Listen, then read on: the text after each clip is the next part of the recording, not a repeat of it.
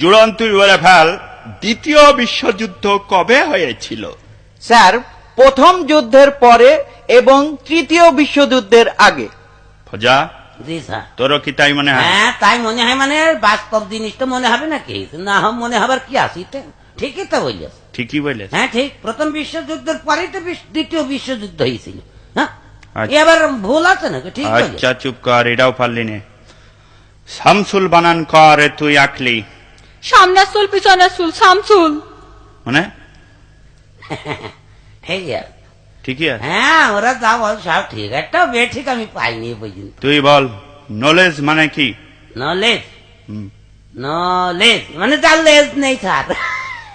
চার লেজ নেই। লেজ নেই। হে তো জ্বলে পুড়ে মলামে কি করে সহ্য করবে, শেষ করে দিলে বে। নলেজ মানে তার লেজ নেই।